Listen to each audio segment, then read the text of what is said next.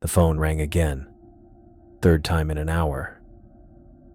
I stared at it from my spot on the couch, watching the screen light up with Winter's name. My hands wouldn't stop trembling long enough to answer, and honestly, what was I supposed to say? "Hey sis, sorry I missed dinner again. But there's this old thing living in the ocean that wants me to feed it human beings." The ringing stopped, started again 30 seconds later. "Answer it," the voice whispered, cold and patient in the back of my skull. "Tell her you're coming over. The children would be so easy to—" "No." I said it out loud, gripping my head with both hands. "Not them. Never them." The thing's laughter felt like ice water in my veins. "Your resistance grows weaker each day, Shirley. Soon you won't have a choice."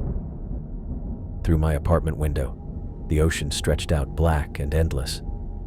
Somewhere down there, in depths that shouldn't exist, thousands of bodies floated in that bright cave. Their faces came back to me every time I closed my eyes, frozen in terror, hanging in the air like some twisted museum display. The creature had shown me its collection with pride, explaining how it kept each mind at the moment of greatest fear. My fishing gear sat in the corner, nets and tackle boxes gathering dust. 3 weeks since the accident. 3 weeks since my crew pulled me out of the water more dead than alive. 3 weeks since I made a deal I didn't understand with something that should have stayed buried in the deep. The phone buzzed with a text. "Shirley, I'm worried. Please call me back. Winter." I grabbed the phone, then put it back down. How could I explain that every conversation felt like walking through a minefield? That the voice got louder when I was around people I cared about, whispering suggestions that made my stomach churn? "She sounds concerned," the thing purred. "Perhaps she needs comfort. You could invite her over. Alone." "Shut up." But my voice cracked saying it. The headaches were getting worse.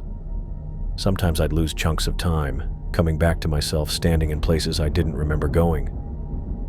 Yesterday I found myself outside the elementary school, watching kids play at recess. The voice had been quiet then, just letting me watch. That scared me more than its threats. I forced myself to remember that night. The nets pulling heavy, Douglas shouting warnings about the winch, the snap of metal, the shock of cold water. My crew's voices fading as the current dragged me away from the boat. Then the light. That strange glow rising from depths that went down forever. The pressure should have killed me when it dragged me down. Instead, I found myself breathing in that cave, surrounded by its collection. The creature had been almost chatty at first, explaining how it had grown tired of simple feeding. Now it collected minds, keeping them at their moment of pure terror. "You offered me anything," it reminded me now. "Anything for your worthless life." I had. Panicked and desperate, I'd agreed to whatever it wanted.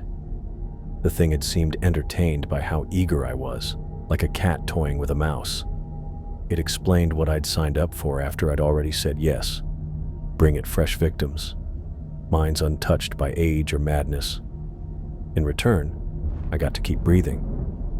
At the time, floating in that nightmare, it felt like a fair trade. The phone rang again. This time I picked up. "Shirley, thank God." Winter's voice was tight with worry. "Where have you been? Mom's been asking about you, and the kids keep wondering why Uncle Shirley doesn't come around anymore." I started to make up some excuse about being tired, about needing time to recover. But the thing shoved pictures into my mind. Kyle and Janet sleeping peacefully in their beds, so trusting, so innocent. Their minds would be perfect, clean and untouched by the world's cruelty. "I'm fine," I managed. "Just need some space." "You don't sound fine. You sound—" She paused. "Scared. Tell her to come over," The voice pushed. "Tell her you need help. She'll come by herself." "Winter, The word stuck in my throat. Part of me wanted to confess everything, to beg her to help me find a way out of this.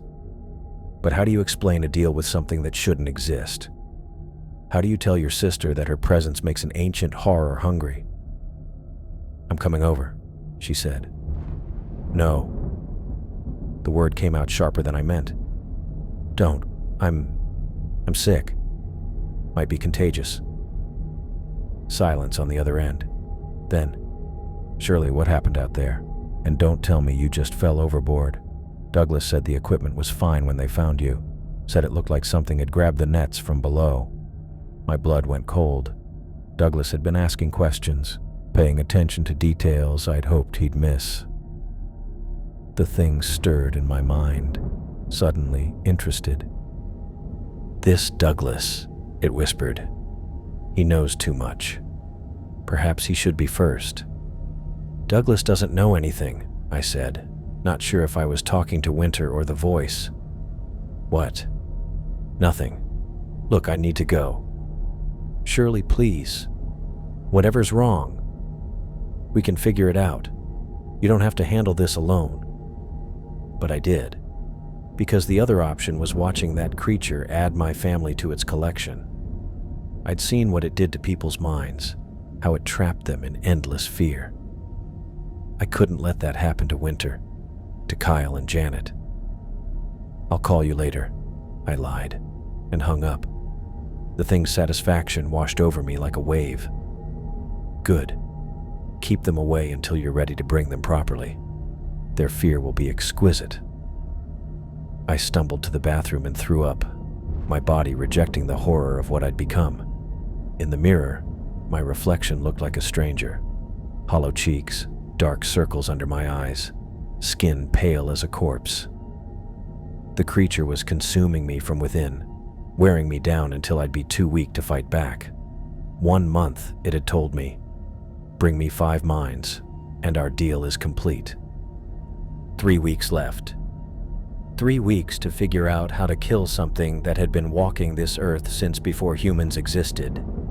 3 weeks to find a way out of a deal that felt unbreakable. Or 3 weeks to pick which innocent people would die instead of me. The voice faded back to its usual quiet murmur, happy to wait.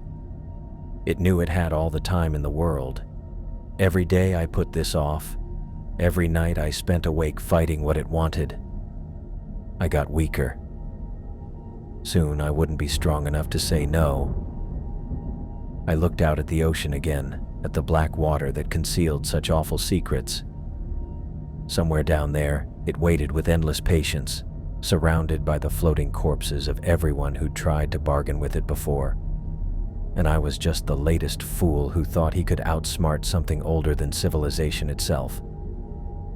The nets felt wrong from the start. I should have trusted that gut feeling, should have told Douglas to cut the lines and call it a night. But we'd been out here for 6 hours with nothing to show for it, and the fuel costs alone would eat into next week's grocery money. "Something big down there, Shirley," Douglas called from the winch controls. His voice carried that edge it got when equipment started acting up. "Feels like we hooked a whale." I moved to the back of the boat, watching the cables pull tight against whatever we'd hooked. The boat tilted slightly to the left, which wasn't normal for any school of fish I'd ever seen. Through the murky water, I could make out shapes moving below. Too many to count, too deep to make out clearly. "How much line we got out?"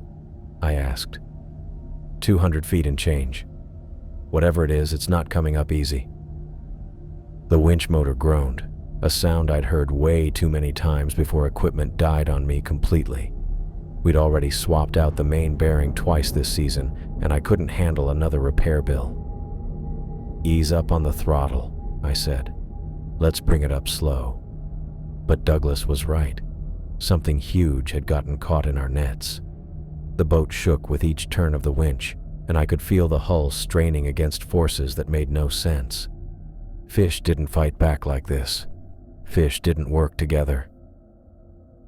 "Shirley, We need to cut the lines. Douglas's knuckles were white on the controls. This is going to snap something important. I knew he was right. 20 years of fishing had taught me when to cut my losses and head home. But Winter's kids needed new winter coats, and Mom's medication wasn't getting any cheaper. One good catch could make the difference between paying bills and borrowing money I didn't have. "Give it another minute," I said. That minute cost me everything. The winch cable snapped with a crack that split the air. The sudden release sent me stumbling backward, my boots sliding on the slick deck. I felt the boat's rail catch my lower back, felt my balance vanish, felt the cold air whip past as I dropped. The ocean slammed into me with brutal force. The shock of it wiped my mind clean except for one desperate thought: get to the surface. I kicked hard, fighting against my waterlogged clothes and heavy boots, bursting through to air that felt almost tropical compared to the freezing water below. "Douglas!" I shouted, but my voice sounded thin against the engine noise. The boat was maybe 30 yards away, close enough that I could see Douglas moving around the deck, probably trying to assess the damage to our equipment. I started swimming toward them, but the current was much stronger than I'd thought. Every stroke forward seemed to push me 2 strokes sideways. The boat's lights got smaller instead of bigger. "Hey!" I tried again, waving one arm while treading water. "Man overboard!" But they couldn't hear me over the engine, and their own voices shouting back and forth about the broken winch. I watched them work, watched the gap between us widen, and felt real fear hit me for the first time. The water was maybe 40 degrees. I had minutes before hypothermia made swimming impossible, maybe an hour before it killed me. I needed to stay calm, save my energy, and hope Douglas would notice I wasn't on deck. That's when I saw the light. At first, I thought it was their spotlight, finally sweeping the water to look for me. But the glow came from below, not above, deep below, like someone had dropped a flare into the ocean, and it was still falling. I treaded water, staring down into depths that should have been black as ink. The light pulsed slowly, rhythmically, like a visible pulse. It was beautiful in a way that made my skin crawl. The cold was getting to me. My legs felt heavy, my arms clumsy. I needed to focus on staying afloat, not on whatever weird glow was putting on a show beneath me. But the brightness was getting stronger. I could see it clearly now, a pale green glow that seemed to come from everywhere and nowhere. It lit up the water around me, showing me details I didn't want to see. The ocean here was deeper than it should be, falling away into a darkness that the brightness couldn't reach. Something brushed against my leg. I jerked away, kicking hard, but there was nothing there. Just water and that growing light and the horrible certainty that something else was down here with me. The boat had vanished. I couldn't see its lights anymore, couldn't hear the engine. Either they'd moved too far away, or the cold was messing with my senses worse than I'd realized. Something brushed my arm. Soft, almost curious. I spun in the water, searching for whatever lurked beneath me. The glow was near enough now that I could tell it wasn't coming from any single source. It seemed to rise from the water itself, or from something so massive that I couldn't see where it ended. "Stay calm," I said out loud, my voice strange in the empty air. "Just stay calm and float. They'll come back for you." But even as I said it, I knew Douglas would think I was below deck checking the engine or tying down loose gear. It might be an hour before he realized I was gone. I didn't have an hour. The glow surrounded me now, turning the water into something that looked more like liquid glass than ocean. I could see down maybe 50 feet, and what I saw made no sense. Shapes moved in the depths, not fish, too large, too purposeful. They circled beneath me with a coordination that spoke of intelligence, of planning. I tried to swim away from the light, but my arms barely responded. The cold had gone from uncomfortable to dangerous, and I could feel my body starting to shut down non-essential functions. That's when something grabbed my ankle, not brushed against, grabbed, with strength that felt like a steel cable wrapped around my leg. I had time for one breath, one desperate gulp of air, before it pulled me under. The water closed over my head and I was falling, dragged down by something I couldn't see or fight. I thrashed against it, tried to kick free, but whatever held me was stronger than any current or sea creature I'd ever come across. The pressure should have crushed me. At 50 feet, then 100, then depths that made my ears scream in protest. But somehow I wasn't dying. Somehow I could still think, still struggle, even as the surface vanished far above. The glow was everywhere now, showing me the impossible truth of where I was being taken. The ocean floor here dropped away into a chasm that seemed endless. And rising from that pit, carved into rock that looked older than anything I'd ever seen, was a cave large enough to hold a cathedral. I was pulled through an opening that should have been filled with water but wasn't.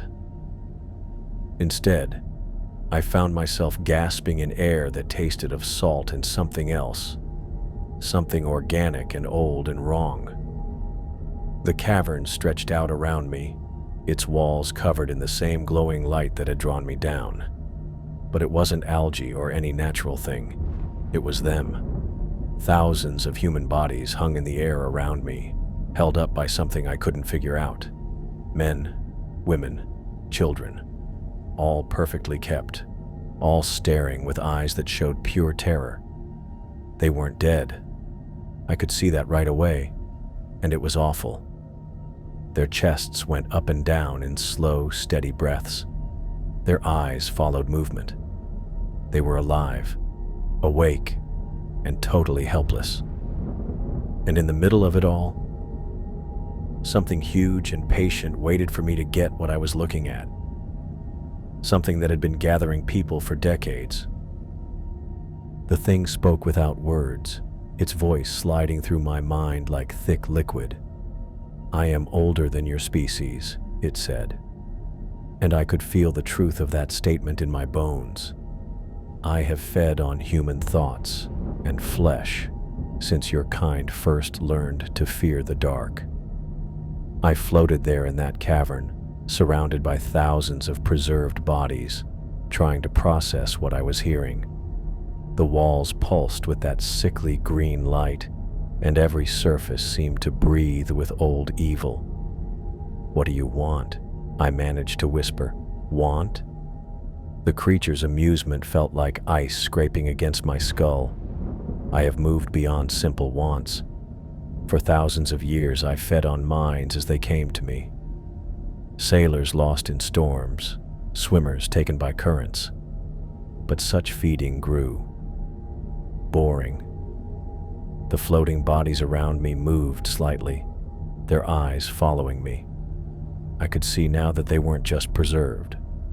They were awake, conscious, trapped in whatever nightmare the thing had created for them. "Now I collect," it continued, each mind at its moment of perfect terror, frozen forever at the peak of fear. They provide entertainment. "Let me go." The words came out broken, desperate. "Please, I have a family, people who need me." Family. The idea seemed to bounce around in its mind like a marble in a jar. Yes, I remember family, the connections that make fear so much sweeter. "Tell me about them." Pictures rushed through my head, not my own memories, but something the thing was dragging from my thoughts. Winter laughing at Sunday dinner, Kyle showing me a drawing he'd made of my boat, Janet reading aloud from her favorite book, stumbling over the big words but determined to finish. "No," I said. but my voice had no strength left. The woman, your sister, she's already carrying so much worry. And the kids, their minds would be pure, untouched by the world's cruelties. Don't. I tried to swim away, but there was nowhere to go in this place that existed outside normal reality. Don't touch them.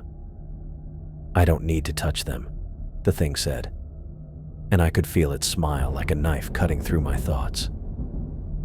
You will bring them to me. Never. Never is a word people use when they think they still have options. The creature moved closer, and I sensed something huge with writhing tentacles shifting in the blackness past the cavern's light. But maybe we can work something out. You want to stay alive, don't you? To get back to your family. Hope sparked in my chest, foolish and frantic. Yes. Then we'll make a deal.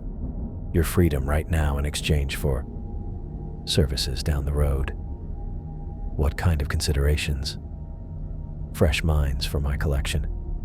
Bring me those whose fear will be pure, untainted by age or madness. Do this, and you may return to your surface world. I should have asked more questions. Should have demanded details, time limits, specific numbers. But floating there in that nightmare, surrounded by the creature's trophies, all I could think about was breathing air again. Seeing Winter's face, holding my nephew and niece. Anything, I said. I'll do anything. Anything. The word repeated through the cavern, and every floating body seemed to shake at the sound. How wonderfully complete. Very well, Shirley Hansen. I accept your word. The creature's satisfaction washed over me like a wave of nausea. You will return to your world, alive and whole. But you are bound now, connected to me across any distance. When I call, you will answer. When I hunger, you will feed me. Wait, I don't understand. But the cavern was already fading around me, the green light dimming as something massive lifted me up through enormous depths. The last thing I heard was the creature's voice, patient and eternal. You will. Then I was choking on salt water, my lungs burning as I broke the surface. Real surface this time. I could see stars overhead, could feel the familiar roll of ocean swells. Pieces of my boat's equipment floated around me, including a section of the broken winch that I grabbed onto desperately. The cold slammed into me like a wall, jolting my system back to the immediate problem of staying alive. How long had I been down there? Minutes? Hours? My body felt like it had been underwater for days, but my watch had stopped working. I floated there, holding on to debris, trying to tell myself that what I'd just been through was nothing more than hypothermia messing with my head. People see all sorts of crazy stuff when they're dying from exposure. Ancient sea monsters, underwater caves, bargains with creatures older than dirt. All of it could be explained by lack of oxygen and a brain shutting down from the cold. But even as I tried to convince myself of that, I could sense something different in my mind. A presence that wasn't there before. Calm and alert.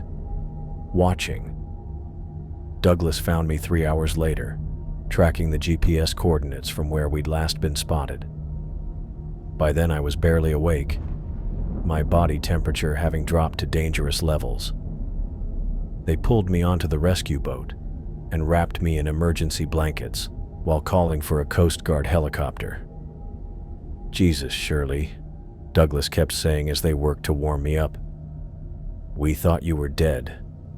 What happened to the boat? Winch snapped, I mumbled through chattering teeth. Went overboard. But the equipment, we found pieces scattered over a quarter mile. Looks like something grabbed the nets from underneath and just tore everything apart. I closed my eyes, feeling that presence stir in response to his words. Don't know. Don't remember much after hitting the water. The helicopter ride to the hospital was a blur of medical equipment and worried voices. They pumped warm fluids into my veins and watched my vital signs while I drifted in and out of consciousness. Every time I closed my eyes, I saw those floating bodies, their faces frozen in endless terror. The doctor said I was lucky to be alive. Severe hypothermia, they explained, could cause all kinds of brain symptoms: hallucinations, memory loss, confusion, all perfectly normal given what my body had been through. I spent 2 days in the hospital, letting them run their tests and ask the same questions over and over. What did I remember about the accident? Had I hit my head when I fell? Was I having any problems since then?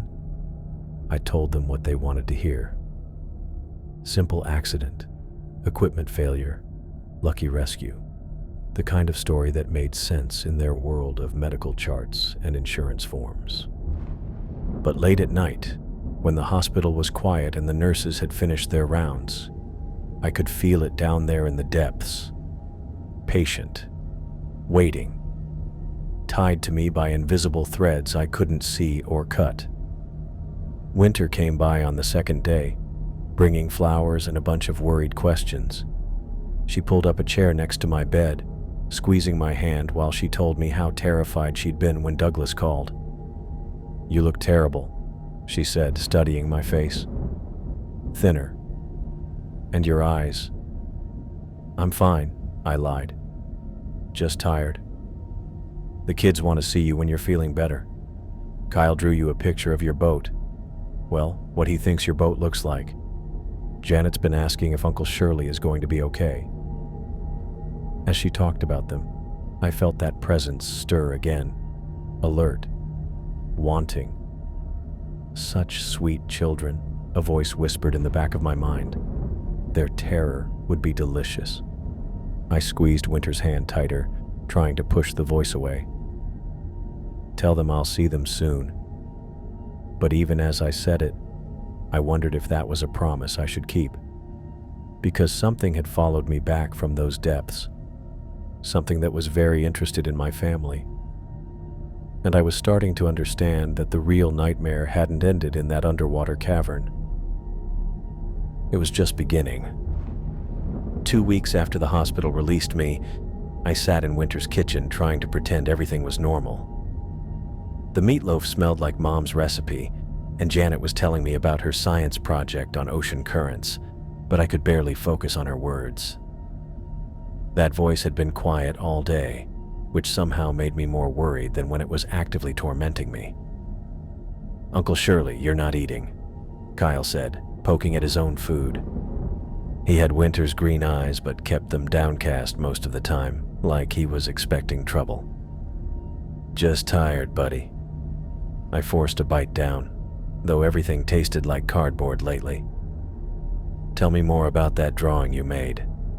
Winter watched me from across the table, her concern clear on her face. "You've lost weight.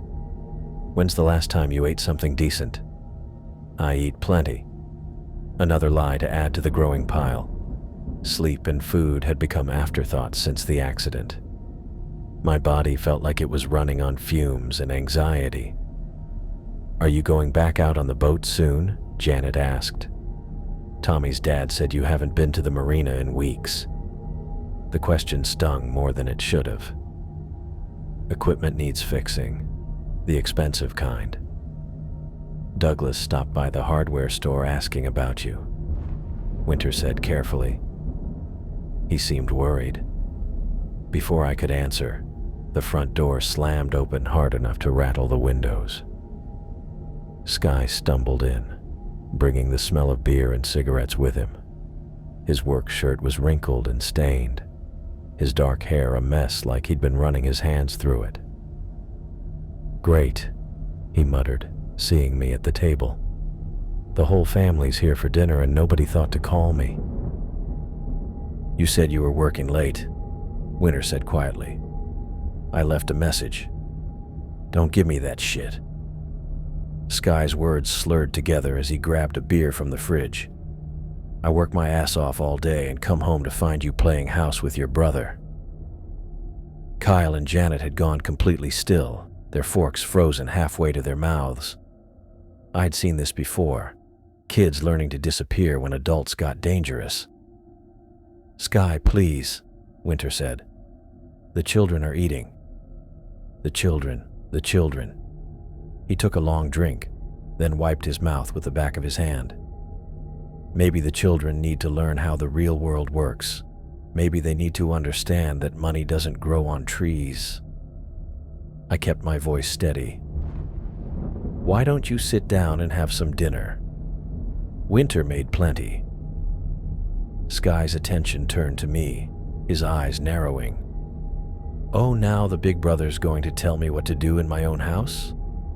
You can't even keep your own boat running, but you want to give me advice." "I'm just saying..." "You're just saying nothing." He stepped closer to the table, swaying slightly. "You know what your problem is, Shirley. You think you're better than everyone else. Think you can waltz in here and play hero." Winter stood up slowly, her hands trembling. "Maybe we should talk about this later when..." "When what? When I'm sober enough to listen to more of your complaints?" Sky's voice rose to a shout. "I'm sick of this. Sick of you spending money we don't have. Sick of your brother acting like he owns the place. Sick of everything."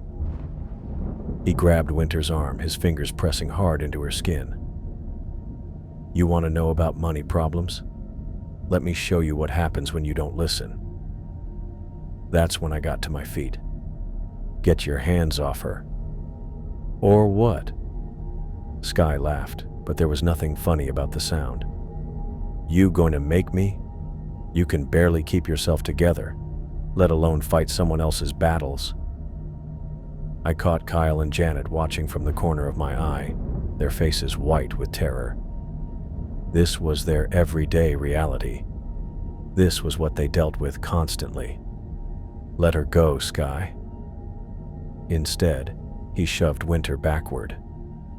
She stumbled, catching herself against the counter, and I saw her wince as her hip hit the edge. "There," Sky said, spreading his arms wide. "Happy now? Want to see what else happens when people don't show me proper respect in my own house?" He grabbed an empty beer bottle from the counter, gripping it by the neck like a club. The kitchen light hit the glass, making it shine. "Daddy, stop," Janet whispered, but he ignored her. I stepped between them, keeping my hands visible and non-threatening. "Come on, man. This isn't solving anything. Get out of my way. The kids are scared. Look at them." For a second, something flashed across his face. Maybe shame, maybe awareness of what he was doing. But then his expression hardened again. "They need to learn that actions have consequences. That when mommy spends money we don't have on fancy dinners, everyone suffers." "We had leftover ground beef," Winter said quietly. "It cost $3. "Don't talk back to me." Sky spun toward her, raising the bottle. I grabbed his wrist before he could swing. "That's enough." We stood there for a moment, locked together, and I could smell the alcohol on his breath. His eyes were bloodshot and angry, but underneath that I saw something else. Fear. He was scared of losing control, scared of what he might do, but too proud or too drunk to stop himself. "Let go of me," he said. "Put the bottle down first. This is my house, my family. You don't get to tell me what to do. I'm not telling you anything. I'm asking you to put it down and walk away." For a long moment, we stayed frozen like that. Then Sky's grip loosened and the bottle fell to the floor, breaking apart against the linoleum. "Fuck this," he muttered, pulling away from me. "I don't need this shit." He grabbed his jacket from the back of a chair and headed for the door. "I'm going out. Don't wait up." The door slammed behind him, leaving us in sudden, ringing silence. Kyle started crying first. quiet sobs that he tried to muffle with his hands. Janet went to him immediately, wrapping her arms around her little brother like she'd done this before. Winter dropped into her chair and buried her face in her hands. "I'm sorry. I'm so sorry you had to see that." "How long has this been going on?" I asked, though I already knew the answer would be too long. "It's gotten worse lately. The drinking, the anger. He lost another job last month and..." She looked up at me, her eyes red. "He's been taking it out on all of us." She rolled up her sleeves, and I felt something cold settle in my stomach. Her arms were covered in bruises, some fresh and purple, others fading to yellow and green. Finger marks where he'd grabbed her, bigger bruises where he'd pushed her into things. "Jesus, Winter. It's not just me anymore," she whispered, glancing toward the kids. "Last week he hit Kyle for spilling juice. Yesterday he grabbed Janet's arm so hard he left marks." I looked at the children, really studied them, and saw what I'd been too distracted to notice before. Kyle's black eye that I'd figured came from playground roughhousing, the way Janet jumped when adults moved too quickly, the careful way they both watched Sky, like small animals keeping track of a predator. "You need to leave him," I said. "It's not that simple. He's threatened to take the kids if I try. Says he'll tell the court I'm an unfit mother, that I can't support them on my own." Winter's voice broke. "Maybe he's right. Maybe I can't. That's bullshit and you know it." "Is it? Look at me, Shirley. I can barely keep this family together as it is. How am I supposed to do it alone?" I knelt beside her chair, taking her hands in mine. "You're not alone. You have me. You have Mom and Dad. We'll work something out." "He'll never let us go. You don't know what he's like when he's really angry. The things he says he'll do." As she talked, something stirred in the back of my mind. Not the voice, something else. A cold, calculating part of me that I didn't recognize. Sky was a problem that needed solving. He was hurting innocent people, scaring children, making my sister's life hell. The world would be better off without him. The thought should have horrified me. Instead, it felt reasonable, made sense. "He'd make a perfect first offering," the voice whispered, so quietly I almost missed it. "His disappearance would be a gift to your family. Justice and necessity aligned." I squeezed Winter's hands tighter, trying to push the voice away, but it had planted a seed, and I could feel it growing in the dark corners of my mind. "We'll figure something out," I said again, but the words felt different now, heavier with possibility. Winter nodded, wiping her eyes. "Thank you for being here tonight, for stopping him." "Always," I said and meant it. But as I helped clean up the broken glass and got the kids settled down for the night, that voice kept whispering, showing me images of Sky walking home alone from the bars, reminding me how easy it would be to solve this problem permanently. By the time I left Winter's house, I was already thinking about Murphy's bar and the dark stretch of road between there and home. The voice got louder after that night at Winter's house. Not just during quiet moments anymore. It whispered while I tried to eat breakfast, muttered suggestions when I walked past the hardware store, offered helpful commentary when I saw families with kids. "He deserves what's coming to him," it would say whenever I thought about Sky. "You saw what he did, what he's still doing." I tried to push it away, but the thing had a point. 3 days after the dinner incident, Winter called me crying so hard I could barely understand what she was saying. "He hit Kyle," she finally managed to get out. "Punched him right in the face because he spilled cereal on the table." My grip tightened around the phone. "How bad?" "Black eye, split lip. Kyle's 8 years old, Shirley. 8. Her voice cracked. And when I tried to stop him, Sky said next time he'd make sure Kyle learned his lesson properly. The thing purred with satisfaction in the back of my mind. See? The child suffers while you hesitate. How noble of you. Where is he now? I asked. Passed out on the couch. He went through a whole six-pack after it happened. Winter took a shaky breath. I can't do this anymore, but I don't know how to get out. You know exactly how, the voice whispered. One simple solution that fixes everything. I told Winter I'd figure something out and hung up, but my hands were shaking. Not from fear this time, from anger. Pure, clean rage that felt better than anything I'd experienced since the accident. The creature fed on that anger, growing stronger. Over the next few days, I found myself paying attention to things I'd never noticed before. Like how Sky always stayed late at Murphy's bar on Friday and Saturday nights.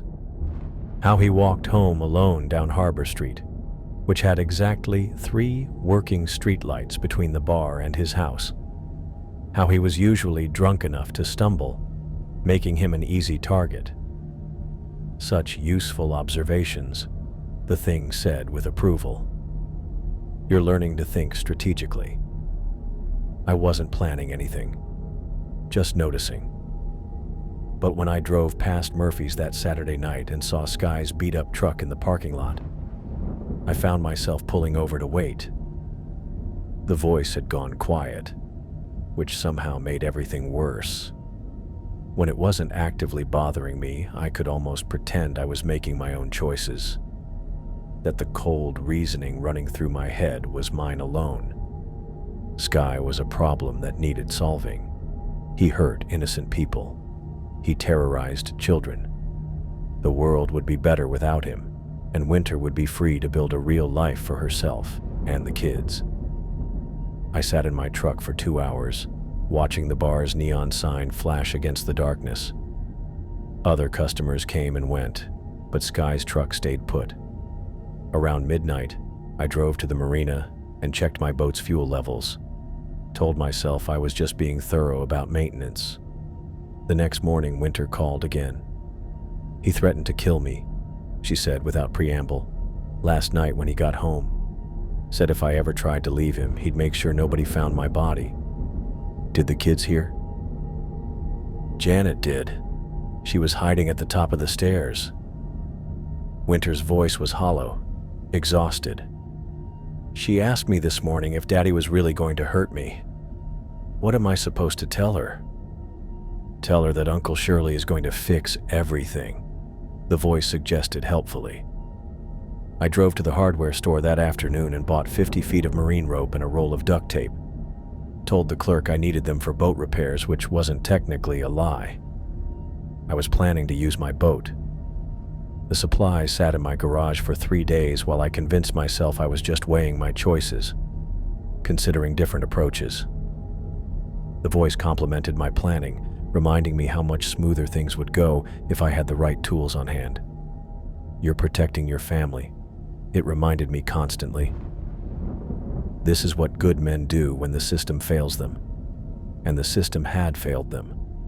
I'd seen Winter's bruises, Kyle's black eye, the way Janet jumped when adults moved too quickly. The police would need evidence. Lawyers would drag things out for months. And meanwhile, Sky would keep hurting them. One night's work solves everything, the creature whispered. Justice and what had to be done lined up perfectly. By Thursday, the voice had worn me down completely. Every time I tried to object, it showed me Winter crying or Kyle's busted lip. Every time I hesitated, it reminded me what Sky had threatened. He's planning something worse, it told me. Can't you feel it? The violence is getting out of hand. Soon he'll cross the line. There's no coming back from. I knew it was telling the truth. Guys like Sky don't get better. They keep getting worse until someone stops them for good. Friday night, I drove past Murphy's again. Sky's truck was there, same as always. I parked across the street and waited, watching the bar's entrance. Around 11:30, he stumbled out, swaying slightly as he headed toward Harbor Street. I could have followed him then. Could have pulled over, offered him a ride, taken him straight to the marina. But something held me back. Maybe the last piece of my old self, still fighting the thing's influence. Tomorrow, the voice said patiently. Tomorrow you'll be ready. Saturday crawled by slower than molasses. I cleaned my boat, checked the engine, made sure everything was working right. The rope and tape went into a storage compartment where I could grab them quick, but nobody would see them. Winter called around dinner time. He's already drunk, she said quietly. Started before noon. The kids are scared to come downstairs. Keep them in their rooms tonight, I told her. Lock the doors if you have to. Shirley, I think he's planning something. He keeps talking about teaching everyone lessons, making sure we all understand who's in charge. Her voice dropped to a whisper. I'm scared of what he might do. Tonight, the voice said with complete certainty. It has to be tonight. After I hung up, I sat in my kitchen staring at my hands. They looked steady, normal, like they belonged to someone who'd never hurt another person. But that person was gone. Had been gone since the moment I made that deal in the underwater cavern. What was left was something harder, more practical. Something that understood that protecting innocent people sometimes required terrible choices. The thing's satisfaction washed over me like warm water. Finally, it said, You're beginning to understand. I drove to Murphy's at 10:30 and parked in my usual spot across the street. Sky's truck sat in the lot like a promise. Through the bar's windows, I could see him at his regular stool, waving his hands around as he yelled at the bartender. The voice had gone completely quiet now, leaving me alone with my thoughts. But I didn't need its help anymore. I knew exactly what I was going to do. At 11:45, Sky pushed through the bar's front door and started his wobbly walk toward Harbor Street. I gave him a 30-second head start, then got out of my truck and followed. I followed Sky down Harbor Street, staying about 50 yards behind him. He moved between the streetlights like he was playing some kind of game, stopping twice to rest against parked cars. The voice in my head had gone completely silent, which should have made me feel better, but somehow made everything seem more real. When he turned the corner toward the residential area, I jogged to catch up. Sky, I called out. He spun around, nearly losing his balance. What the hell? Shirley? His words slurred together. You following me now? Just heading home myself. Saw you leave Murphy's. I kept my voice casual, friendly even. Thought maybe we could talk. Talk about what? He squinted at me suspiciously. You want to lecture me about dinner the other night? Because I don't need that shit. Actually, I wanted to apologize. I was out of line, getting between you and Winter like that. The lies came easier than they should have. It's your house, your family. I had no right. Sky straightened up a little, surprised. Damn right you didn't. The thing is, I've been thinking about what you said, about money problems, about the stress you're under. I stepped closer, lowering my voice like we were sharing secrets. I might have a solution. What kind of solution?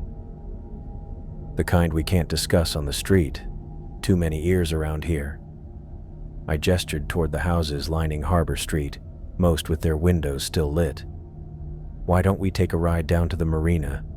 We can talk on my boat, away from everyone. Sky's eyes narrowed. Why would I want to do that? Because what I'm offering could solve your problems permanently, but it's not exactly legal, if you know what I mean. I let that hang in the air between us. Of course, if you're not interested. Wait. He grabbed my arm as I started to turn away. What kind of money are we talking about? The kind that would let you and Winter start fresh somewhere new. Maybe down south where the cost of living's cheaper. I shrugged. But like I said, it's not something we can discuss here. Sky glanced around at the empty street, then back at me. The alcohol had made him paranoid but also greedy. This better not be some kind of setup. Setup for what? I'm trying to help family here. He studied my face for a long moment, then nodded. All right, but this better be worth my time. We walked to the marina in relative silence, Sky stumbling occasionally on the uneven pavement. The docks were deserted except for a few security lights throwing patches of yellow between the boats. My vessel sat in Slip 12, a 30-foot commercial fishing boat that had seen better years but still ran clean. Nice night for a boat ride, I said, untying the mooring lines. Yeah, whatever. Sky climbed aboard clumsily, nearly falling into the water. So what's this big opportunity you're so excited about? I started the engine, letting it warm up while I cast off the remaining lines. Insurance work. The kind where boats sometimes have accidents far from shore. Insurance fraud? Sky's voice perked up with interest. How much are we talking? Enough to make it worth the risk. I eased the boat away from the dock, heading toward the harbor mouth. But we need to be smart about it. Plan everything carefully. The marina lights shrank behind us as we headed into open water. Sky had made himself comfortable on one of the bench seats, seeming fine with wherever we were going. The booze was doing its job. He wasn't asking the questions he should have been. So, how does this work exactly? He asked. Well, first we need to get far enough out that nobody can see us from shore. I pushed the throttle forward, increasing our speed. Then I show you the setup. Sky nodded, leaning back against the gunwale. Smart. Don't want any witnesses. The irony of his words wasn't lost on me. We rode in silence for another 10 minutes, the boat cutting through calm water under a clear sky. When I judged we were far enough out, maybe 3 miles from the nearest land, I cut the engine. All right, Sky said, standing up unsteadily. Show me what you got. I opened the storage compartment where I'd stashed the rope and tape. Actually, Sky, there's something I need to tell you first. What's that? I pulled out the wrench I'd placed on top of the supplies. This isn't about insurance money. He had just enough time to look confused before I swung the wrench at his temple. The impact made a sound like a baseball hitting a catcher's mitt, and Sky dropped to the deck without another word. I stood over his unconscious body, breathing hard. My hands were shaking, but not from fear, from excitement. The realization should have horrified me, but instead it felt like finally scratching an itch I'd been ignoring for weeks. Working fast, I used the rope to tie his hands behind his back, then secured his ankles together. The duct tape went over his mouth. Couldn't have him yelling when he woke up. I'd rehearsed these knots during my restless nights, and they held tight. Sky came to about 5 minutes later, his eyes opening slowly before going wide with panic. He tried to talk through the tape, making only muffled noises.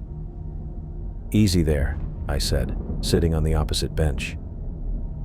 Don't hurt yourself struggling. He fought against the ropes, eyes sweeping across the boat, searching for a way out. Once it hit him how completely he was caught, his attention snapped to me with a mix of fury and fear. I know you want to ask questions, I continued conversationally, like why I brought you out here, what I'm planning to do with you.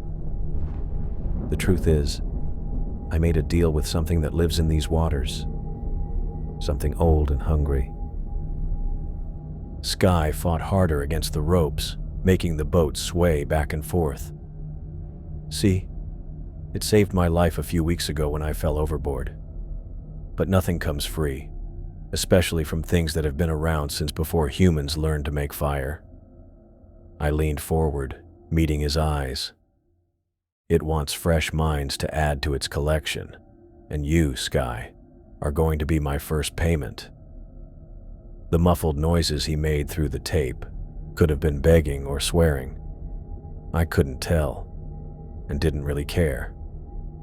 The funny thing is, I actually feel good about this choice. You hurt my sister. You terrorized those kids. You threatened to kill Winter just last night. I stood up, moving to the boat's rail. So really, I'm doing the world a favor. I grabbed Sky under his arms and pulled him toward the edge of the boat. He was heavier than I'd expected, dead weight made worse by his struggles, but adrenaline gave me strength I didn't know I had. The thing down there has been waiting patiently, I said, positioning him at the rail. It's probably watching us right now, getting excited about its new toy. Sky's eyes went wide above the tape, tears running down his cheeks. He was trying to say something, probably pleading, but the words came out muffled. "Don't worry," I told him. "From what I understand, you'll stay conscious for a very long time, maybe forever. Think of it as the ultimate timeout." I pushed him over the side. Sky hit the water with a splash, going under right away because of his tied-up arms and legs. He came back up, fighting hard to stay afloat, but the ropes made it impossible to swim. That's when the water started to glow. The pale green light started deep below, rising slowly like a sick sunrise. Sky's movements became more frantic as he saw it, his muffled screams carrying across the water. Something huge moved beneath the surface, creating currents that pulled Sky away from the boat. The glow got brighter, and I could see shapes in the water, tentacles or appendages, too many to count or fully understand. Sky vanished beneath the surface with barely a ripple. I stood at the rail, watching the glow disappear back into the depths. The satisfaction hit me hard and fast. Justice served, family protected, duty done. For the first time in weeks, the knot in my shoulders finally loosened. But the feeling didn't last. As the water went back to its usual black, what I'd just done hit me like ice water. I'd killed someone, bound him up and thrown him to that thing like he was just fish food. The voice stirred in my mind, pleased and satisfied. "Well done," it purred, though his mind was somewhat bitter from all that alcohol and rage. "Next time, we'll choose someone cleaner. Next time." I grabbed the boat's rail, my knuckles white. That was it. That was the deal. "Oh, my dear Shirley," the creature laughed. "Did you really think one corrupted mind would satisfy our arrangement? You promised me fresh victims, plural. This was merely the first installment. No, we had a deal, one life for mine. You offered me anything I wanted in exchange for your freedom. I want more than one bitter drunk. I want pure minds, untainted by vice and violence. I want children." The words struck me hard. "Never." "We shall see," it said, and then went quiet. I started the engine with trembling hands and headed back toward shore. Behind me, the water showed no sign of what had just happened.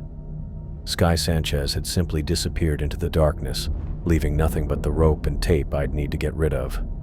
By the time I reached the marina, I'd talked myself into believing that Winter and the kids were safer now, that I'd done what was necessary, even if how I'd done it was wrong.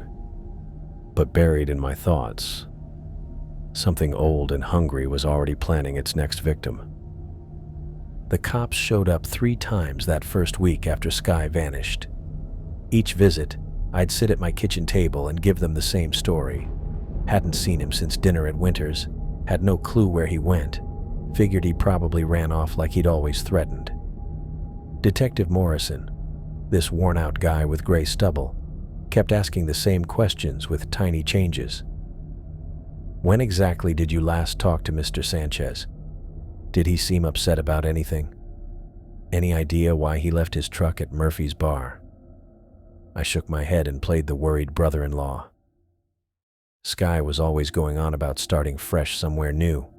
Maybe he finally went and did it. Without his wallet, his truck, his clothes. Morrison's pen tapped against his notepad. Most people take something when they run off. Maybe he was drunker than usual. You know how he got. Morrison looked at my face like he was trying to figure me out. Your sister said you two got into it at dinner the other night. Nothing serious. Family stuff. I kept my voice steady, helpful. Look, I didn't like the guy much, but I wouldn't wish him harm. Winter and the kids need stability.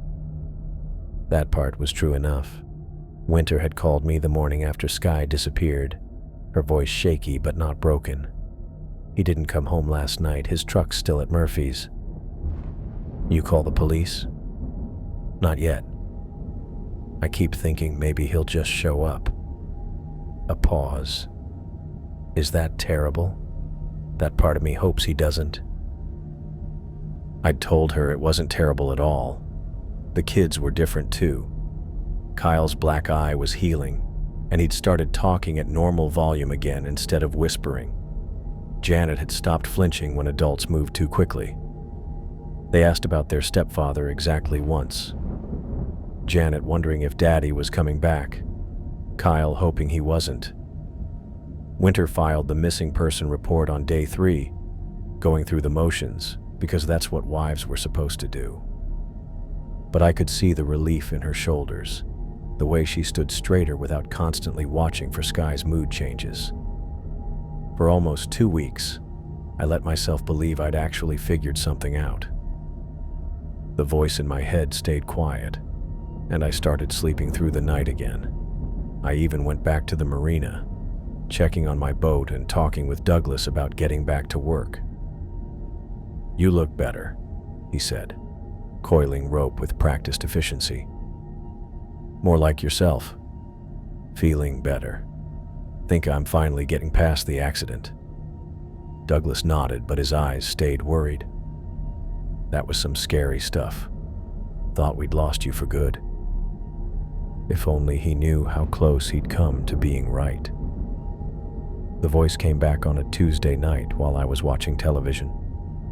I'd been flipping through channels, avoiding the news reports about Sky's disappearance, when the familiar cold presence slipped through my thoughts.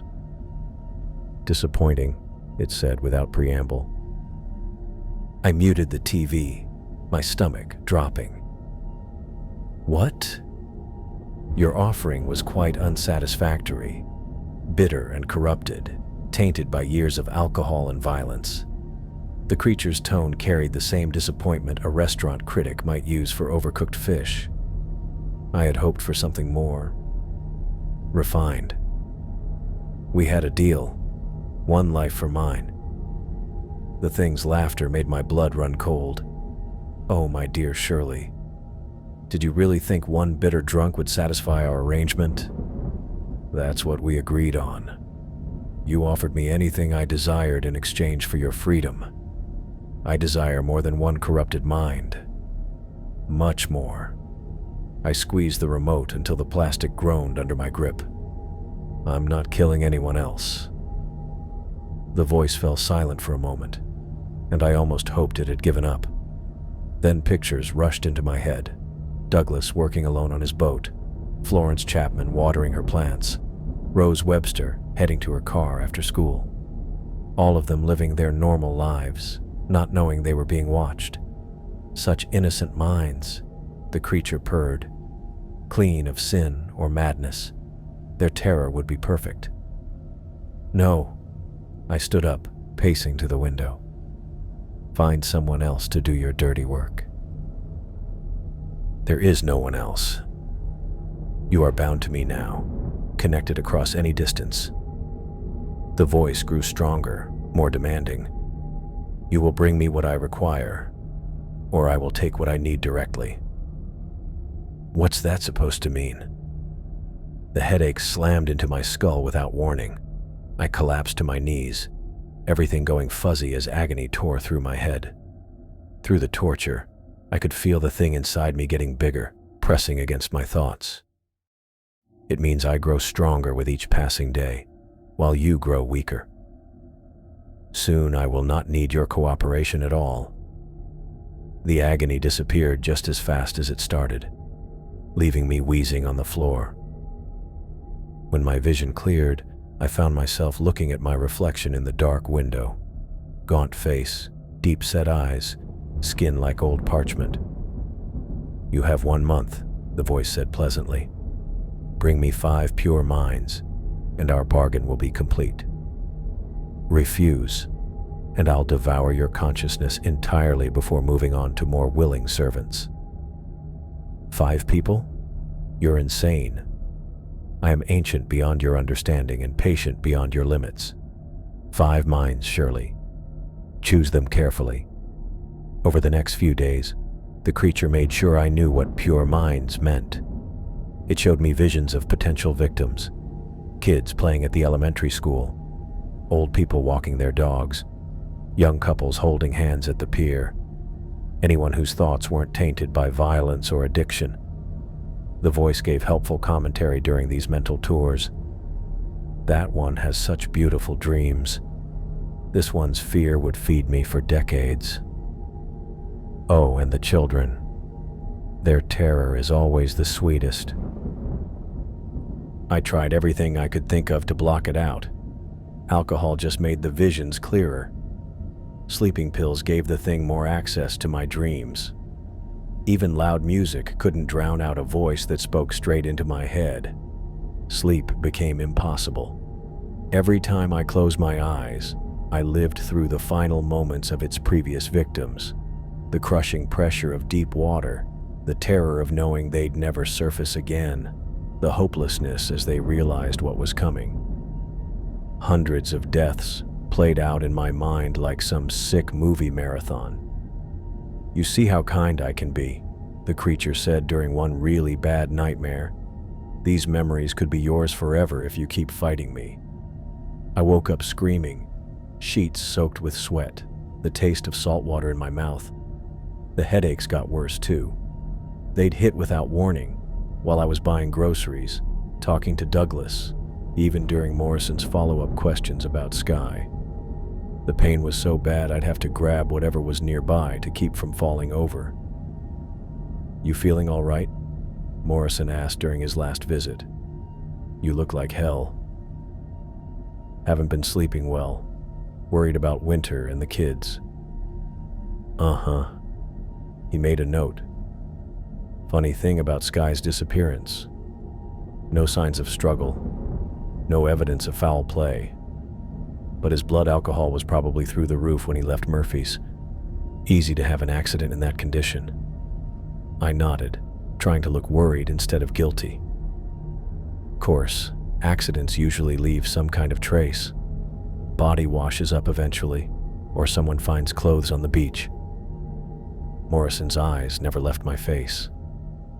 This is more like he just vanished into thin air. The creature stirred with amusement. If only he knew how right he was. "Maybe he sobered up and kept walking," I suggested. "Caught a ride with someone heading out of town." "Maybe." Morrison closed his notepad. "Well, if you think of anything else, give me a call." After he left, I sat in my kitchen staring at my hands. They looked normal, steady, like they belonged to someone who'd never tied up another human being and fed them to a monster. But the voice was already whispering about the next victim, showing me images of Rose Webster grading papers in her empty classroom. Such a dedicated teacher, it said with approval. Her mind would be perfectly pure. I put my head in my hands and tried to remember what it felt like to be a good person. That memory was already slipping away, replaced by cold calculations about who would be missed least and which victims would provide the best food for something very old and hungry. 1 month, the creature reminded me. Choose wisely. I spent 3 days at the library, hunched over books that reeked of mildew and old paper.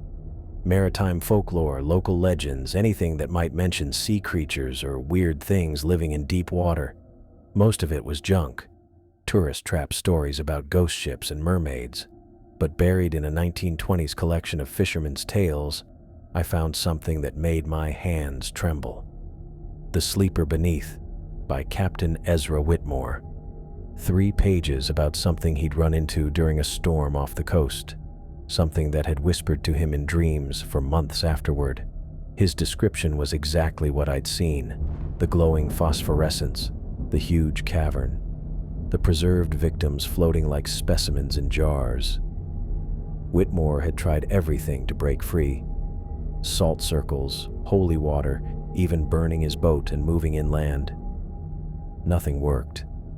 The thing had tracked him down, getting stronger, until finally, the entry stopped mid-sentence. Library records showed that Whitmore had drowned himself in a bathtub in 1923. Fascinating reading material. The voice purred as I shut the book. Though I'm afraid poor Ezra's research was quite incomplete. I didn't respond, checking out everything even remotely useful. Old binding rituals, exorcism procedures, even a book about destroying demons that some previous reader had marked up with angry question marks. You cannot destroy what has existed since before your species learned to fear the dark, the creature continued. But please, continue this amusing charade. That night I tried a protection circle made from sea salt, following instructions from a book about Celtic magic. I sat in the center of my living room, surrounded by white crystals I'd bought from a shop that smelled like incense and desperation.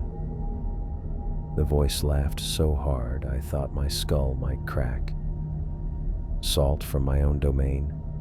How delightfully ironic. The headache that followed knocked me out for 6 hours. When I woke up, the salt had made weird patterns across my floor, swirling inward like a whirlpool. I tried blessed water next, driving to 3 different churches until I found a priest willing to fill a bottle without asking too many questions. Father Martinez was young, earnest. Probably thought I was dealing with alcoholism or depression. "Sometimes we need all the help we can get," he said, handing me the water. "Faith can move mountains." I drank half the bottle that night, splashed the rest around my apartment. For about 10 minutes, the voice went quiet. Then it came back stronger than ever, amused by my desperation. "Your human gods have no power where I dwell, but their water does taste rather sweet." The worst part was how the thing started taking control during my research sessions.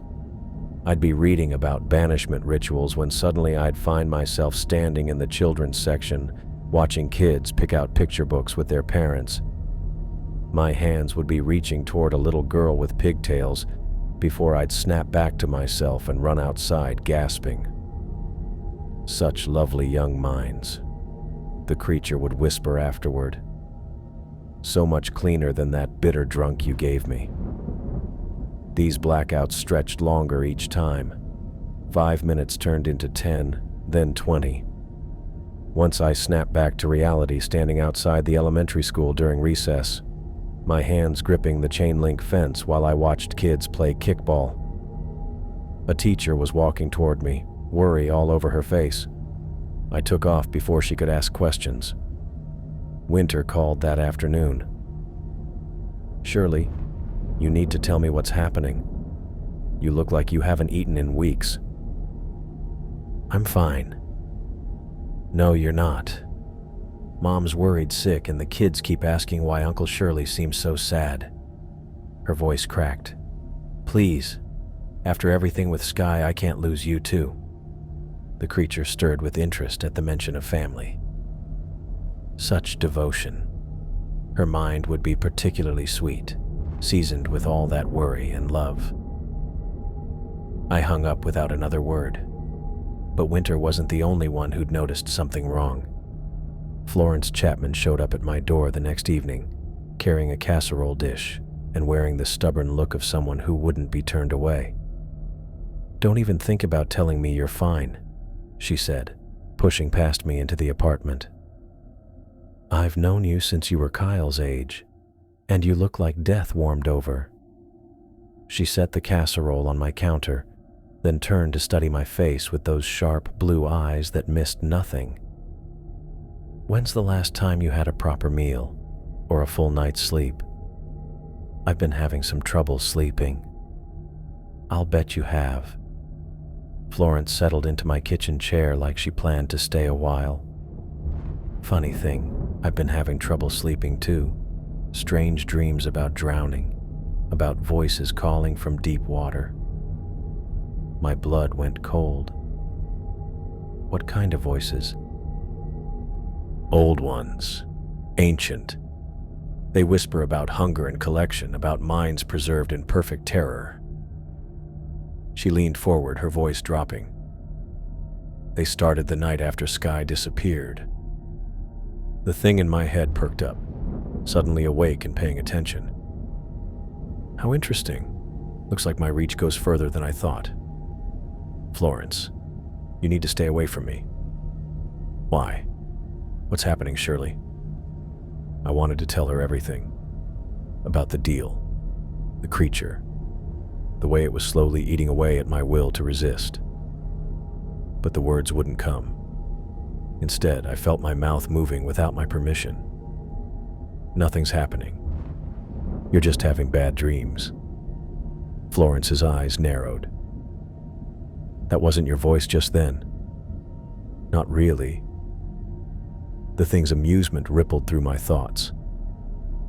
Sharp old woman. Her mind would make an excellent addition to my collection. I grabbed the edge of the counter, fighting for control. "You need to leave. Now. Not until you tell me what's wrong." "I can't." The words came out strangled, desperate. "Please, Florence, if you care about me at all, just go." She studied my face for a long moment, then nodded slowly. "All right, but I'm not giving up on you, boy. Whatever's got its hooks in you, we'll figure out how to fight it." After she left, I sat in my kitchen trembling. The creature's influence was spreading, just like I'd feared. How many other people were starting to hear its whispers? How long before it had enough control over enough minds to stop needing me entirely? "You begin to understand," the voice said with satisfaction. "Your resistance feeds my hunger, makes me stronger. Soon I will have access to every mind in this quiet little town." "That's not going to happen." "Oh, but it already is. Shall I show you?" Pictures rushed into my head, Rose Webster grading papers while whispers bounced around her thoughts, Douglas lying awake at night as something called to him from the harbor, even Kyle turning restlessly in his bed as old voices promised him wonders beneath the waves. Your stubbornness spreads my reach like ripples in a pond. Each person who worries about you becomes more open to my touch. I pressed my palms against my temples, trying to block out the visions. Stop. I could, of course. All you need to do is bring me what I require. 5 pure minds, willingly delivered, and I will withdraw my influence from everyone else. I won't do it. Then watch them fall one by one. The creature's voice turned cold, calculating. The teacher will be first, I think. Her mind is already softening, becoming pliable. Then perhaps the old woman. She has such interesting memories of this place. And finally, the vision that flooded my brain made me double over with sickness. Kyle and Janet walking hand in hand toward the marina, their eyes blank and distant while something old called them home. Choose quickly, Shirley. My patience runs thin and my hunger grows strong. 5 willing victims, or I will take what I need from those you love most. I spent the rest of the night pacing my apartment, trying to think of alternatives, but every option led to the same conclusion. The thing was too powerful, too deeply rooted in my mind to be fought head-on, and now it was spreading to innocent people, using my connections to them as doorways for infection. By dawn, I was seriously considering the creature's offer: 5 strangers in exchange for everyone I cared about. It was an awful choice, but maybe it was the only way to stop the damage from spreading. The voice purred with satisfaction as it sensed my crumbling resolve. Such a practical man. I knew you would see reason eventually. I looked out my window at the harbor, where fishing boats were heading out for the day's work. Somewhere beneath those dark waters, an old horror waited patiently for me to make my choice. 5 lives to save dozens, 5 strangers to protect my family. The numbers were simple, even if the morality wasn't. "Excellent," the creature whispered. "Shall we begin planning?" I folded the letter 3 times before sealing it in an envelope marked Winter in my shaky handwriting. The confession sat on my kitchen table. Everything about the creature, the deal, what I'd done to Sky, and what I was about to do to myself. She'd hate me for it, but at least she'd understand why her brother had turned into a stranger.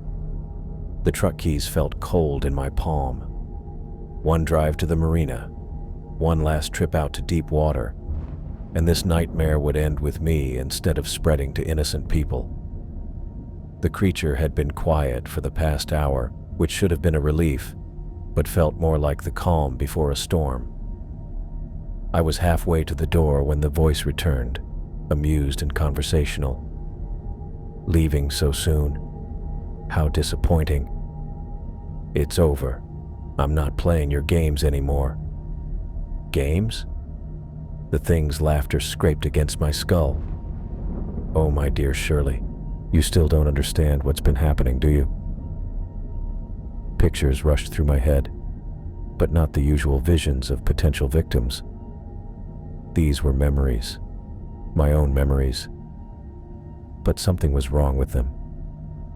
Talks with Winter that felt strange, moments with the kids that didn't quite add up, even my research at the library playing back with small changes. You've been such a helpful host, so willing to trust your own thoughts, even when I've been changing them. My legs gave out. I hit the kitchen floor hard, the keys sliding across linoleum as the creature's presence spread through my mind like spilled ink.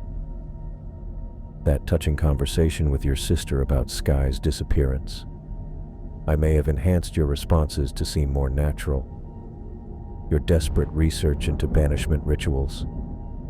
I guided you toward the most useless sources. Even your noble decision to sacrifice yourself. Well, that's exactly what I wanted you to think. You're lying. Am I? Tell me, when did you last have a conversation with Winter where I wasn't whispering suggestions? When did you last make a decision that didn't serve my purposes?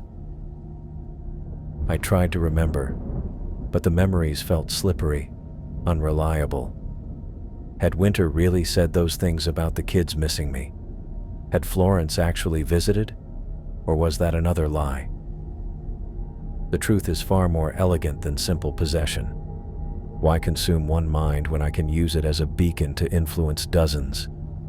Your presence has been softening the mental defenses of everyone around you for weeks. The kitchen tilted around me as the truth hit.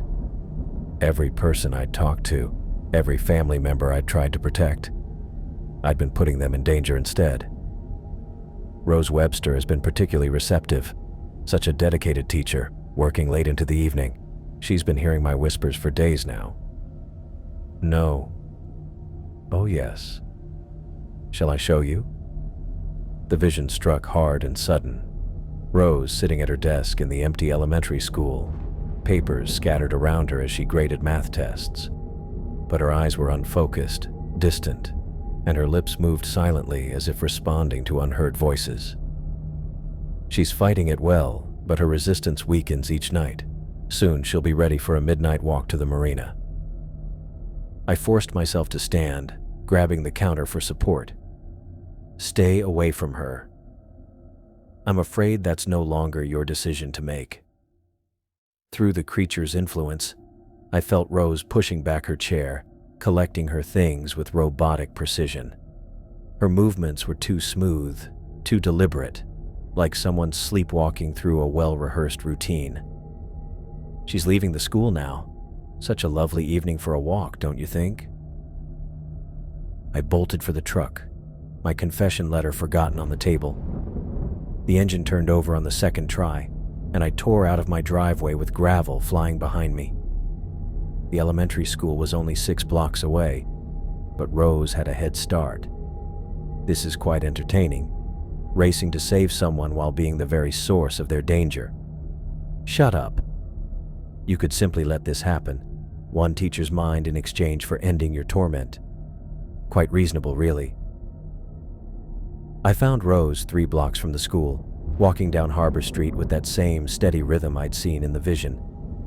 Her face looked empty, calm, like she was taking a nice evening walk instead of having her mind controlled by some ancient nightmare. I pulled up beside her and rolled down the window. Rose? You okay? She turned toward me, and for a second her eyes cleared. Shirley? What am I doing out here? Interfering again? How tiresome. The confusion disappeared from Rose's face, replaced by that same distant calm. She started walking toward the marina again without saying another word to me. I parked and jogged after her, catching her arm gently. Rose, stop. You need to go home. She looked at me with eyes that weren't quite her own. The water is calling. Can't you hear it? She hears me so clearly now, much more receptive than you ever were. Fight it, I told her, gripping her shoulders. Whatever you're hearing, it's not real. It's beautiful, she whispered, all those voices singing together in the deep. I shook her, harder than I meant to. Rose, listen to my voice. You're a teacher. You have students who need you. This isn't what you want. Something flashed behind her eyes. Confusion, fear, recognition. Shirley, how did I get here? I was grading papers and then... Enough. The mental assault dropped me to my knees, vision going fuzzy as the creature's fury tore through my mind. Rose's eyes went empty again, and she stepped around me, walking toward the marina. You cannot save her. You cannot save any of them. Your very existence spreads my influence like a disease. I pushed myself up, trailing Rose as she moved past the harbor shops and restaurants, all shuttered for the night. A few people eating late at Murphy's looked out through the windows, but nobody seemed to think twice about a woman out for a nighttime walk. Watch how easily they dismiss what they see. My influence makes the unreal seem ordinary. Rose reached the marina entrance and walked past the locked gate like it wasn't there. I tried to follow, but the metal barrier was solid under my hands. She belongs to me now, as do you, as will everyone you've touched with your contaminated presence. What do you want? What I've always wanted. Minds to collect, fear to savor, an endless supply of consciousness to preserve in perfect terror. The creature's satisfaction felt like ice in my veins. But why settle for 5 victims when I can have 50? 100? Your little community will become my garden, tended by willing servants who believe they're making their own choices. Rose had reached the end of the main pier, standing at the edge with her toes hanging over dark water. The ocean gave off a faint glow beneath her, phosphorescent light rising from unimaginable depths. She'll walk into the water now, breathe it in like air until she reaches my domain. And tomorrow, someone else will hear my whispers. Perhaps that old woman who visited you, Perhaps your precious sister. I'll kill myself first. No, you won't. Because now you understand the truth. Your death changes nothing. My influence has already taken root in too many minds. I no longer need you to spread, only to coordinate. The gate's lock snapped under my desperate pulling, metal shrieking as it gave way. I ran down the pier, my footsteps pounding against the wooden planks as Rose lifted one foot over the edge. Rose. She turned at my shout, and for just a second I saw her real self looking back, scared, lost, fighting against something she couldn't figure out. Help me, she whispered. Then her face went empty again, and she stepped forward into nothing. I jumped after her, crashing into the freezing water just as the glowing light got brighter below us. My arms circled Rose's waist, dragging her back up toward the surface as something huge and waiting watched from way down below. How noble. How pointless. We broke through together, Rose gasping and struggling as the creature's grip on her mind shattered. I pulled her toward the pier ladder, both of us coughing up salt water. What happened? She sobbed. I was at school, and then I was drowning, and there were voices. You're okay, I lied, helping her up the ladder. You're safe now. But even as I said it, I could feel the creature's amusement rolling through my thoughts.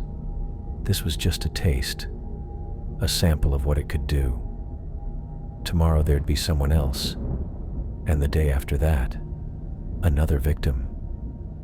You see now why killing yourself would be so pointless. I have dozens of potential servants already weakened by your presence. Your death would merely force me to choose a new primary host. Rose sat shaking on the pier, staring at the water with hollow eyes. There's something down there, something old and hungry. She remembers. How interesting. Usually the experience fades like a dream. We need to get you home, I told Rose, but she grabbed my arm. It's not finished with me, is it? I can still hear it whispering. The creature's laughter bounced around in both our heads at the same time, and Rose's face turned pale with fear.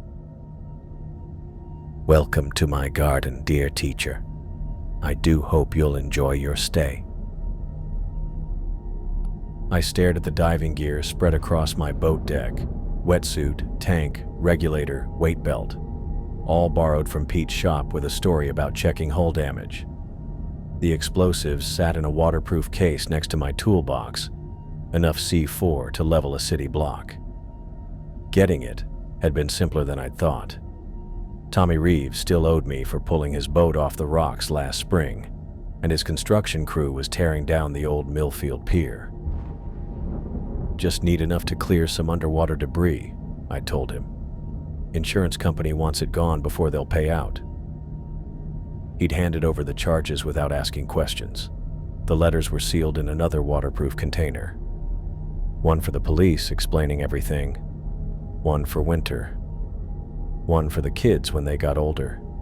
Detective Morrison would think I'd lost my mind, but the evidence would speak for itself when the disappearances stopped. You cannot be serious about this ridiculous plan. The creature's voice had been getting shriller over the past hour, less amused and more genuinely concerned. Good. Let it worry for once. Dead serious. Your crude bombs can't hurt something that's been around since your oceans first came to be. We'll find out. I checked the dive computer one more time. 40 minutes of air, maybe 50 if I stayed calm. More than enough to reach the cavern and light the fuse. The timer would give me 30 seconds to get clear, though I wasn't planning on using them. This is madness. I offer you immortality, power beyond your understanding, and you choose suicide? I choose to stop you. The engine coughed to life, and I cast off the mooring lines, 3 miles out to where the ocean floor dropped into that deep chasm, where this nightmare had started and where it would end. My phone buzzed against the console. Winter's name on the screen. I almost didn't answer, but something made me pick up. "Hey, Shirley, where are you?" Her voice was tight with panic. "I found your letter, the one on your kitchen table." My blood went cold. I'd forgotten about the confession letter in my rush to save Rose. "Winter, listen to me. I'm at the marina. I can see your boat heading out." Her voice cracked. "Please come back. We can figure this out together." Through the creature's influence, I felt her standing on the pier, my letter gripped in her trembling hands. She'd taken in everything. About the deal. About Sky. About what was heading for the people I loved. How touching. Shall I show her what awaits her children? Stay away from her. "Shirley? Who are you talking to?" I gripped the wheel tighter, pushing the throttle forward. "Winter, you need to take Kyle and Janet and leave town. Tonight. Drive to Mom's place and don't come back until..." "Until what? Until you kill yourself fighting some sea monster?" Her laugh was bitter, desperate. "Do you hear how crazy that sounds? Tell her the truth. Tell her about the voices she's been hearing in her dreams." The creature was right. I could see it in Winter's face through its shared vision. The dark circles under her eyes, the way she kept looking at the water. It had been whispering to her too.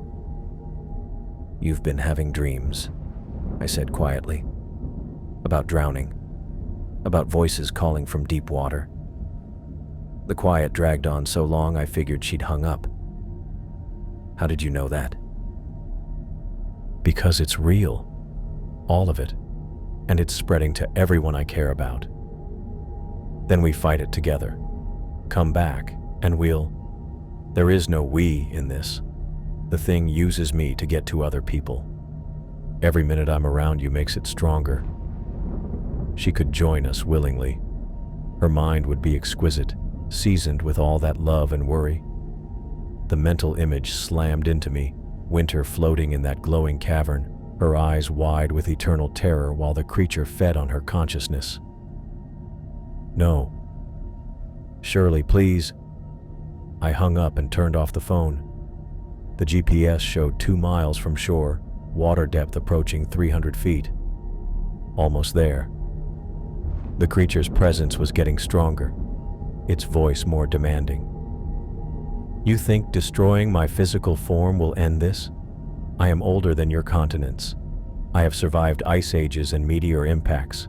Your pathetic explosives are nothing." "Maybe, but they'll sure as hell hurt. I could let you go. Right now. Total freedom. No more whispers, no more visions. All you need to do is turn around." I checked the dive gear one more time. Mask, fins, regulator breathing, smooth and clean. The explosives were strapped to my chest in a waterproof harness. Timer set for 30 seconds once I flipped the switch. Very well. A counteroffer then. The boat shook as something huge moved underneath it. The water around me started to glow, that same eerie light coming up from below. "Bring me one more mind. Just one. Your sister's consciousness would sustain me for decades. Go to hell. I am offering you everything you want. Winter's safety, the children's future, your own freedom. One small sacrifice for the greater good." The GPS beeped. 3 miles out, directly over the chasm. I cut the engine and dropped anchor, though I doubted it would reach bottom in water this deep. She is already infected, you know. My influence grows stronger in her mind each day. Soon she will walk into the ocean, just as the teacher did. Unless nothing. I pulled on the wetsuit, my hand steady while the creature hammered at my thoughts. The weight belt went around my waist, heavy enough to drag me down fast. The explosive harness fit snug against my chest. You could save her. Bring Winter to me willingly, and I will release everyone else. Your mother, the children, even that meddlesome old woman. All free to live their lives while I feast on one perfect mind. She's not perfect. She's human. And humans don't belong in your collection. The regulator tasted metallic as I bit down on the mouthpiece. 43 minutes of air according to the gauge. The timer on the explosives glowed red, waiting for activation. Last chance, surely. Turn around now, and I will be merciful. I sat on the boat's edge, fins dangling in the bright water. Something massive moved in the depths below, circling like a shark that had caught a scent. See you in hell. I rolled backward into the ocean. The cold hit like a slap, but the wetsuit kept most of it out. I dropped fast, the weight belt dragging me down through layers of glowing light. At 50 feet, the pressure squeezed my chest. At 100, my ears popped even though I'd been equalizing. You cannot reach me. The pressure will crush you long before you find my domain. But it was wrong. Just like before, the water around me changed as I got closer to the creature's territory. I could breathe it somehow, as if the normal laws of physics bent to accommodate its very old presence. At 200 feet, I saw the chasm opening below me like a wound in the ocean floor. The light was brighter here, pulsing with the rhythm of something huge and alive. Turn back. I command you. The mental pressure was crushing, squeezing my skull in a vice, but anger burned hotter than fear, and I kept going down. Kyle's black eye, Janet's flinching, Winter's bruises. Rose standing at the pier's edge with blank, controlled eyes. At 300 feet, I entered the cavern. It was exactly as I remembered, a huge space carved from living rock, filled with thousands of floating bodies preserved in eternal terror. Men, women, children, all suspended in the glowing light while their minds screamed silently. And in the center, the creature itself. I'd never seen its actual form before, only felt it watching. It was stunning and terrifying, part octopus, part jellyfish, part something that no scientist had ever cataloged.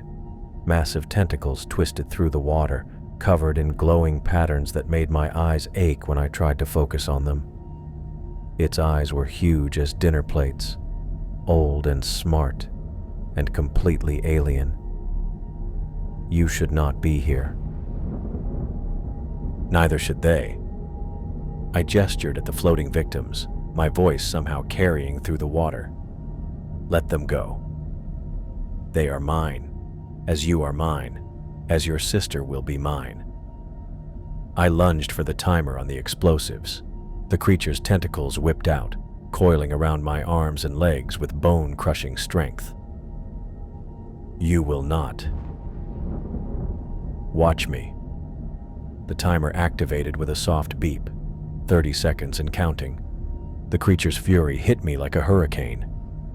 It slammed me against the cavern wall, tentacles tightening until I thought my bones would snap. But my finger was already on the switch. I will make your sister's suffering legendary. Centuries of perfect terror, her mind preserved at the moment of greatest anguish. 25 seconds. I'll find your mother, your nephew, every person you've ever cared about.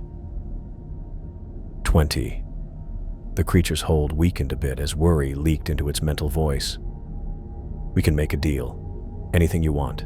Money, control, the power to breathe underwater and live forever. 15.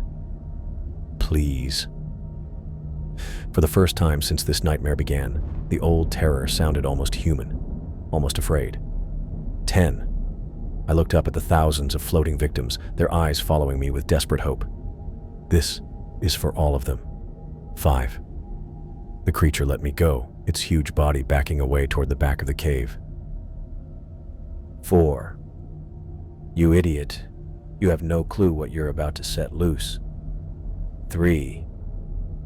2. I closed my eyes and thought about Winter's laugh, Kyle's drawings, Janet reading her favorite books. 1. The explosion turned the world white.